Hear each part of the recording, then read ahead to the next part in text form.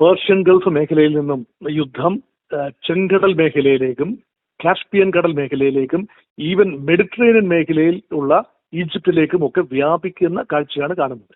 ഈജിപ്തിൽ ഇതം പ്രഥമമായിട്ടാണ് ഈജിപ്തിന്റെ തുറമുഖങ്ങളിലേക്ക് ഒരു ഇറാനിയൻ മിസൈൽ പതിക്കുന്നത് ആദ്യമായിട്ടാണ്. അതുമാത്രമല്ല, ഇറാന്റെ അനുകൂല മിലിഷ്യകൾ, ഇറാഖിലുള്ള ഇറാൻ അനുകൂല മിലിഷ്യകൾ നിരന്തരം സൗദി അറേബ്യക്കെതിരെ ഏതാണ്ട് 17 മണിക്കൂറോളം നീണ്ടുനിന്ന നിരവധി ആക്രമണങ്ങൾ ഉണ്ടായി. അതിന് സൗദി അറേബ്യയും അമേരിക്കയും ഒത്തുചേർന്ന് കമ്പൈൻഡ് സ്ട്രൈക്ക് ഇറാഖിലെ ഷിയ കേന്ദ്രങ്ങളിൽ ഉണ്ടായി എന്ന് പറയുമ്പോൾ അതിനർത്ഥം ആദ്യമായി സൗദി അറേബ്യയും യുദ്ധരംഗത്തേക്ക് വരികയാണ്. അതുകൊണ്ടാണ് ഇതൊരു എസ്കലേഷൻ മോഡിലാണ് ഈജിപ്ത് വരുന്നു. ഈജിപ്ത് യുദ്ധം രംഗത്തേക്ക് വരുന്നില്ല, പക്ഷേ ഈജിപ്ത് ആക്രമിക്കപ്പെട്ടിരിക്കുന്നു. സൗദി അറേബ്യ ഒരിക്കൽ പോലും അമേരിക്കയ്ക്ക് ആദ്യം താവളങ്ങൾ നൽകാൻ പോലും വിസമ്മതിച്ച രാജ്യമാണ് സൗദി എന്ന് ഓർക്കണം. ആക്റ്റീവ യുദ്ധത്തിൽ പങ്കെടുത്ത രാജ്യമല്ല സൗദി എന്ന് ഓർക്കണം. സൗദി അറേബ്യ പല ആവർത്തി ഇറാൻ ആക്രമിച്ചപ്പോഴും തിരിച്ചടിക്കാൻ വിസമ്മതിച്ച രാജ്യമാണ് സൗദി അറേബ്യ. പക്ഷെ ഇപ്പോൾ ഇറാൻ അനുകൂല മിലിഷ്യകൾ ഇറാഖിന്റെ മണ്ണിൽ നിന്നുകൊണ്ട് ഇറാഖിന്റെ ബസറ മേഖലയിലും അതുപോലെ ഇറാഖിന്റെ ചില വടക്കൻ പ്രദേശങ്ങളിലെ ഷിയ കേന്ദ്രങ്ങളിലും ഒക്കെ നിന്നുകൊണ്ടുള്ള ആക്രമണം ഉണ്ടായി. അതിനുള്ള തിരിച്ചടി എന്ന നിലയിൽ അമേരിക്കൻ സേനയും സൗദി സേനയും ഒത്തുചേർന്ന് വ്യോമാക്രമണം നടത്തി. അതും ഒരു പുതിയ അന്തരീക്ഷമാണ്. 2 ദിവസം മുൻപാണ് കാസ്പിയൻ കടലിൽ വെച്ച് ഉക്രൈന്റെ വകയായ ഒരു ആക്രമണം ഇറാനിയൻ കപ്പലിന് നേരെ ഉണ്ടായത്. റഷ്യൻ ബന്ധമുള്ള ഒരു കപ്പലാണ്. റഷ്യയിലേക്ക് ആയുധങ്ങൾ കൊണ്ടുപോകുന്നു എന്ന ഒരു കണക്കിൽ ആ ഒരു ഇഷ്യൂ ഭാഗികമായെങ്കിലും സോൾവ് ആയിട്ടുണ്ട്. ഇതൊരു ആശയക്കുഴപ്പം കൊണ്ട് സംഭവിച്ചതാണ് എന്ന രീതിയിൽ ഉക്രൈന്റെ പ്രസ്താവന വരുന്നു. പക്ഷെ മൊത്തത്തിൽ നോക്കുമ്പോൾ മധ്യ പൗരസ്ത്യ പ്രദേശത്തെ ഒരു എസ്കലേഷൻ മോഡിൽ തന്നെയാണ് കാര്യങ്ങൾ പോകുന്നത്.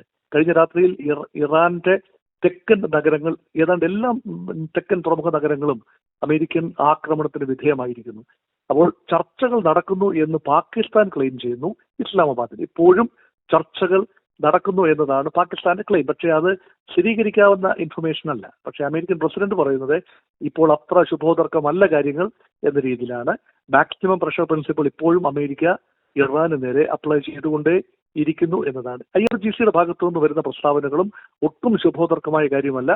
ഓരോ അടിക്കും തിരിച്ചടി കൃത്യമായി ഞങ്ങൾ നൽകും. എത്രത്തോളം കാലം ആക്രമണം തുടരുന്നുവോ അത്രത്തോളം കാലം ഇറാൻ തിരിച്ചടിക്കാൻ സന്നദ്ധമാണ്. അതുകൊണ്ട് ഏകപക്ഷീയമായി ആരെങ്കിലും വെടിനിർത്തിയാലല്ലാതെ യഥാർത്ഥത്തിൽ യുദ്ധം അവസാനിക്കാൻ യാതൊരു സാധ്യതയും ഇവിടെ കാണുന്നില്ല. അതുകൊണ്ട് 5 ദിവസത്തെ ബ്രേക്കിന് ശേഷം, ഏതാണ്ട് കഴിഞ്ഞ 5 ദിവസങ്ങളിൽ യുദ്ധമില്ലാത്തൊരു അന്തരീക്ഷമായിരുന്നു. ആ സമയത്തിന് ശേഷം ഇപ്പോൾ മുൻപ് ഉണ്ടായ 13 ദിവസത്തെ യുദ്ധത്തിന് സമാനമായ രീതിയിൽ അതേ തോതിൽ ഇപ്പോൾ യുദ്ധം വ്യാപിച്ചിരിക്കുന്നു. യുദ്ധത്തിന്റെ തീവ്രത വർദ്ധിച്ചിരിക്കുന്നു എന്ന് കാണാം. സർ, ഒരു ചോദ്യം കൂടി ചോദിക്കുകയാണ്. ഒരു പേർഷ്യൻ ഗൾഫ് രാജ്യം നേരിട്ട് ഇറാനിയൻ സഖ്യസേനയ്ക്കെതിരെ സൈനിക നടപടി സ്വീകരിക്കുന്നത് ചരിത്രത്തിൽ തന്നെ ആദ്യമായി എന്ന് തന്നെയാണ് മനസ്സിലാക്കുന്നത്.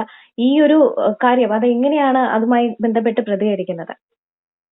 യഥാർത്ഥത്തിൽ GCCയിലെ 6 രാജ്യങ്ങൾ, Saudi Arabia, Oman, Qatar, Bahrain, UAE, Kuwait, ഈ 6 രാജ്യങ്ങളിൽ ഒരു രാജ്യം പോലും മുൻകാലങ്ങളിൽ ഇറാനുമായി സംഘർഷത്തിൽ ഏർപ്പെട്ടിട്ടില്ല. ഇറാനുമായി നേരിട്ട് യുദ്ധം ചെയ്തിട്ടുമില്ല. പരമാവധി യുദ്ധം ചെയ്തിട്ടുള്ളത് കുവൈറ്റ് ഇറാഖ് യുദ്ധം മാത്രമാണ് ഉണ്ടായിട്ടുള്ളത്. ഒരിക്കൽ പോലും സൗദി അറേബ്യയും ഇറാനും തമ്മിൽ പല തർക്കങ്ങളുമുണ്ട്. പല രീതിയിലും തർക്കങ്ങൾ നിലവിലുണ്ട്. മൂപ്പിളവ തർക്കവുമുണ്ട്. സൗദി എന്നത് സുന്നി ഭൂരിപക്ഷ രാജ്യമാണ്, ഷിയ ഭൂരിപക്ഷ രാജ്യമാണ് ഇറാൻ. അങ്ങനെ പല രീതിയിലുള്ള കൾച്ചറൽ ഡിഫറൻസ് ഉണ്ട്, രാഷ്ട്രീയമായ വ്യത്യാസങ്ങളുണ്ട്. ഇറാൻ ഒരു റിപ്പബ്ലിക്കാണ്, സൗദി അറേബ്യ രാജഭരണങ്ങളാണ്. GCCയിലെ എല്ലാ രാജ്യങ്ങളും ഒരു മൊണാർക്കിക്കൽ സിസ്റ്റത്തിൽ വിശ്വസിക്കുന്ന രാജ്യങ്ങളാണ്. അതെല്ലാം തന്നെ അമേരിക്കയോട് ചേർന്ന് നിൽക്കുന്ന രാജ്യങ്ങളുമാണ്. സ്വാഭാവികമായി 1979 ഇറാനിലെ ഇസ്ലാമിക് വിപ്ലവത്തിന് ശേഷം അമേരിക്കയുടെ വിരുദ്ധ ചേരിയിൽ ആയി നിൽക്കുകയാണ് ഇറാൻ. റഷ്യയോട് വളരെയധികം സഹകരിച്ചുകൊണ്ട് റഷ്യ, ഇറാൻ, സിറിയ ഈ രാജ്യങ്ങളെല്ലാം വലിയ ചങ്ങാത്തത്തിലായിരുന്നു. ബഷർ അൽ അസദ് ഉണ്ടായിരുന്ന കാലം വരെ സിറിയയും ഒരു റഷ്യൻ കോൺക്ലേവ് മാതിരിയായിരുന്നു. പക്ഷെ ഇപ്പോൾ ഇതാ സിറിയയിൽ ഭരണകൂടം മാറി. ബഷർ അൽ അസദിന് ശേഷം അൽസറ ഭരണകൂടം സിറിയയിൽ വന്നിരിക്കുന്നു. ആ പ്രദേശത്തെ ജിയോ പൊളിറ്റിക്കൽ ബാലൻസ് മാറിയിരിക്കുന്നു. അമേരിക്കയ്ക്ക് കൂടുതൽ ഇടപെടാൻ സാധിക്കും എന്ന നില വന്നിരിക്കുന്നു. അമേരിക്കൻ താവളങ്ങളിലെ അംഗസംഖ്യ കൂടുകയാണ് ഗൾഫ് മേഖലയിൽ, GCC മേഖലയിൽ. അത് മാത്രമല്ല, ഇറാനെതിരെയുള്ള ആണവ നീക്കം, ഇറാന്റെ ആണവ പദ്ധതി ഉപേക്ഷിക്കണമെന്ന് പറഞ്ഞുകൊണ്ടുള്ള അമേരിക്കയുടെ സമ്മർദ്ദം ഇസ്രായേലിന്റെ കൂടി പ്രേരണയാൽ യുദ്ധത്തിൽ കലാശിച്ചത് ചരിത്രത്തിന്റെ ഭാഗമായി മാറിക്കഴിഞ്ഞിരിക്കുന്നു. ആ യുദ്ധം ഒരിക്കൽ കുടത്തിൽ നിന്ന് തുറന്നുവിട്ട ഭൂതം കുടത്തിലേക്ക് തിരിച്ചാവാഹിക്കാൻ കഴിയാത്ത രീതിയിൽ യുദ്ധകാർമേഘങ്ങൾ വ്യാപിക്കുന്ന ഒരു കാഴ്ചയാണ് കാണുന്നത്. അപ്പോഴും സൗദി അറേബ്യ ഉൾപ്പെടെയുള്ള GCC രാജ്യങ്ങൾ അമേരിക്കയ്ക്ക് താവളങ്ങൾ നൽകുമ്പോഴും നേരിട്ട് യുദ്ധത്തിൽ പങ്കെടുക്കാതിരിക്കാൻ എല്ലാ ശ്രദ്ധയും പുലർത്തി. പരമാവധി ആക്രമണങ്ങൾ ഇറാന്റെ ഭാഗത്തുള്ളപ്പോഴും അത് അമേരിക്കൻ താവളങ്ങൾക്ക് നേരെയാണല്ലോ, തങ്ങളുടെ രാജ്യത്തിന് നേരെയല്ലല്ലോ. അതുകൊണ്ട് തങ്ങൾ ഒരു പരിധി കടന്നാൽ പ്രതികരിക്കാൻ നിർബന്ധിതരാവും എന്ന് പറഞ്ഞതല്ലാതെ കായികമായി പ്രതികരിച്ചിട്ടില്ലായിരുന്നു. കഴിഞ്ഞ ദിവസം ഈ ഷിയ കേന്ദ്രങ്ങളിൽ, അതായത് ഇറാൻ അനുകൂല IRGC അനുകൂല ഷിയ കേന്ദ്രങ്ങൾ ഇറാഖിൽ ആക്രമണം നടക്കുന്നത് വരെ ആ ഒരു തത്വം നിലനിന്നിരുന്നു. ഇപ്പോഴത്തെ സൗദി രംഗത്ത് വന്നിരിക്കുന്നു. അതിനർത്ഥം ഈ ആക്രമണം തുടരും എന്നതർത്ഥമൊന്നുമില്ല. കാരണം ഇത് വൺ ടൈം അറ്റാക്ക് ആണ് എങ്കിൽ സൗദി സിംബോളിക്കായി ആക്രമിക്കാൻ കൂടിയിരിക്കുന്നു. തങ്ങളുടെ സുരക്ഷാ കാര്യം തങ്ങൾ നോക്കിയെങ്കിലേ പറ്റും. ഇനി മറ്റൊരു കാര്യം കൂടി ഇതോടൊപ്പം ചേർത്ത് വായിക്കേണ്ടതുണ്ട്. സൗദി അറേബ്യയുടെ 2 ഭാഗവും ആക്രമണ വിധേയമാകുകയാണ്.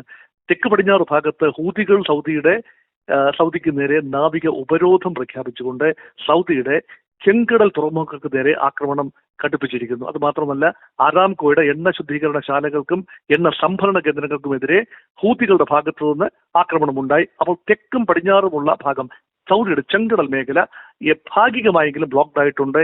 ബാബൽ മന്ദേബിലൂടെ സൗദി അറേബ്യയ്ക്ക് എണ്ണ വെളിയിലേക്ക് കൊണ്ടുപോകാൻ കഴിയാത്തൊരവസ്ഥ എത്തി നിൽക്കുന്നു. സൗദി ഉപരോധം നേരിടുന്നു ഹൂതികളുടെ ഭാഗത്തു നിന്ന്. സമാന്തരമായി വടക്ക് കിഴക്ക് ഭാഗത്ത്, അവിടെയാണ് പേർഷ്യൻ ഗൾഫിന്റെ കുറുകെ ഉള്ള രാജ്യമായ ഇറാഖിൽ നിന്നും ഷിയ മിലിഷ്യകൾ ഇറാന് വേണ്ടി ആക്രമണം നടത്തിയിരിക്കുന്നു. അപ്പോഴും ഇറാൻ നേരിട്ട് സൗദി അറേബ്യ ആക്രമിച്ചിട്ടില്ല എന്ന് ഓർക്കണം. 13 ദിവസം നീണ്ട യുദ്ധത്തിൽ ഒരിക്കൽ പോലും ഇറാൻ സൗദി അറേബ്യയെ നേരിട്ട് ആക്രമിച്ചില്ല. പരമാവധി ആക്രമണങ്ങൾ കുവൈറ്റിലേക്കും ബഹ്റൈനിലേക്കും ജോർദാനിലേക്കുമാണ്. അവിടെ എല്ലാമുള്ള അമേരിക്കൻ താവളങ്ങളിൽ കനത്ത നാശനഷ്ടമാണ് ഇറാനിയൻ മിസൈലുകൾ വിതച്ചത്. അപ്പോഴും സൗദി എന്തുകൊണ്ട് ഒഴിവാക്കപ്പെട്ടു എന്നൊരു ചോദ്യമാണ്. ഈ പശ്ചാത്തലത്തിലാണ് സൗദി അറേബ്യയും അമേരിക്കയും തമ്മിൽ ഇപ്പോൾ എത്തിച്ചേർന്നിരിക്കുന്ന ഒരു ആണവ ഉടമ്പടി. അത് പൂർണ്ണമായ ആയുധ നിർമ്മാണത്തിനുള്ളതല്ല, പക്ഷേ യുറേനിയം സമ്പുഷ്ടീകരണം, വൈദ്യുതി ഉത്പാദനം, അപ്പോൾ ഹൈഡ്രോ കാർബണിന് ശേഷം എന്ത് എന്നതിന് ഉത്തരം തേടുന്ന സൗദിയെ അവിടെ കാണുന്നു. അത് മാത്രമല്ല, അമേരിക്കയുമായി ആണവ വിഷയത്തിൽ ഉൾപ്പെടെ കൂടുതൽ സഹകരണം തേടുന്ന സൗദിയെ നമ്മൾ കാണുന്നു ഒരു ഘട്ടത്തിൽ.